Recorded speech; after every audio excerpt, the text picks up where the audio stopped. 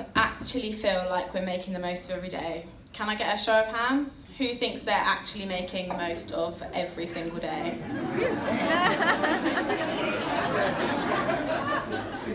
So that's completely normal.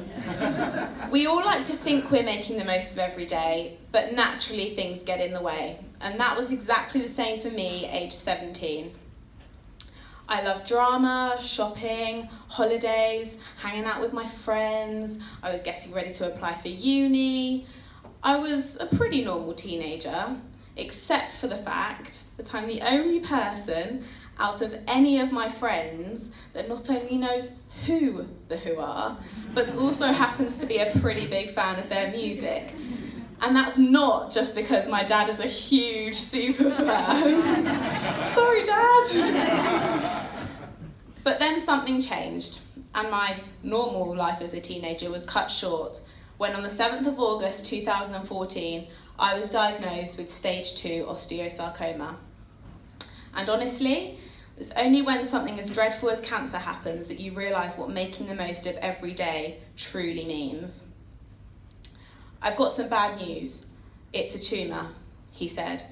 And boom, you're catapulted into this crazy cancer world. And at that point, I either thought I was going to throw up or pass out. I had absolutely no concept of what was going on. And for the first time in my life, I was genuinely petrified. You just never expect it to happen to you. After diagnosis, everything happens just so quickly. You don't even really get time to digest what's happening to you. You kind of just go into this autopilot state and keep going because you have to. And within a matter of weeks, I started chemotherapy, a concept which could not have been more alien to me. I'd never even really stepped foot into a hospital, and all of a sudden I'm an expert on antiemetics and analgesics and cytotoxic drugs, and it all just felt so surreal, like I was going to wake up from a dream any minute now. But what made it real, and more importantly, bearable, was Teenage Cancer Trust. I was treated on the Teenage Cancer Trust unit at University College Hospital, just around the corner. And it was totally different to any other hospital ward. It had a completely different feel to it, almost like a breath of fresh air, and I very quickly became comfortable there. The nurses became my friends, the ward became home, and everyone on the ward truly felt like one big family. The ward had everything, kitted out with TVs, games consoles, computers, a pool table, you name it, we had it.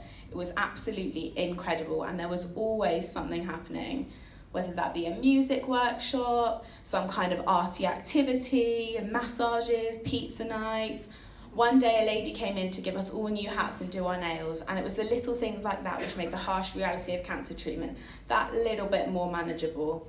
It meant that we could actually just be teenagers for a while.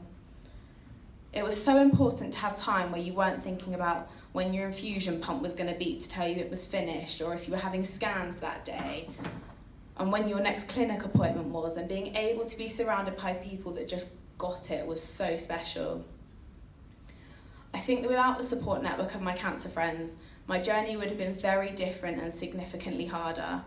You make friends for life when you're going through such a monumental experience at such a young age. About 2 months into chemo, I had the operation that pretty much saved my life. The operation itself was called a distal femoral knee replacement. Now I'd like you all to hold up your hand and curl it into a fist. That was the size of the tumour they had to remove. They had to take out my whole knee joint and half of my thigh bone and replace that with a titanium joint and a plastic femur with 2 rods that go into either end of the remaining bone. Not that there was much left. I had to retrain my brain to walk with this new foreign contraption, which was a long, slow and painful process. I may never be able to run or wear high heels, but here I am today, able to walk using my own leg and my own foot. Incredible, right? 10 years ago, I would have lost my leg. How lucky am I? But unfortunately, the harsh reality is that cancer does take lives. And some of the friends I met on the ward, I'm very sad to say, are no longer with us. One such person was Tyler. Tyler and I were diagnosed within a month of each other. Not only this, We had the exact same operation, in the exact same hospital, in the exact same week, which made our bond undeniably stronger. I went through my whole cancer journey with Tyler by my side. He was a very special boy, but as you all know, cancer is indiscriminate. He was 15 years old. But everything I do these days, I do for Tyler, to make him proud, and I keep going because he couldn't. So with that in mind, after chemo, I went back to school, ploughed through whilst on immunotherapy, managed to get 3 A-levels, including an A in drama, became an ambassador for Teenage Cancer Trust, did a course in event management, and very recently got my first full-time job at the Event Academy, who also happen to be huge supporters of Teenage Cancer Trust, and I'm absolutely loving it.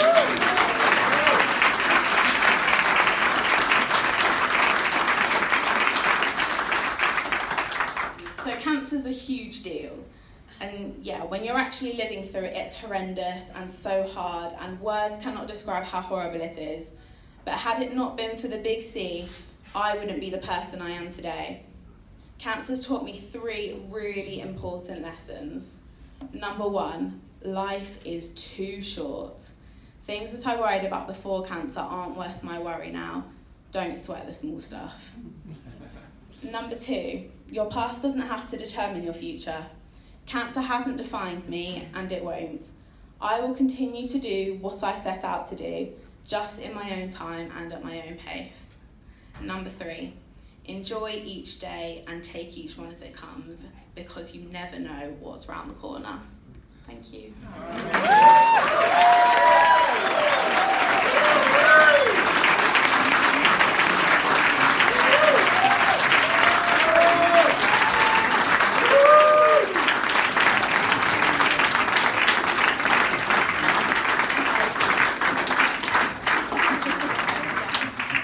Chloe just said, "Was that okay?" It was all right, wasn't it? Chloe, that was terrific. Thank you so much. And I bet lots of you didn't know you were going to come out tonight and learn some life lessons, as well as have a terrific evening. Chloe, that was really superb. And like I said, I've had the privilege of hearing Chloe share her story previously. And the last time I heard Chloe share her story,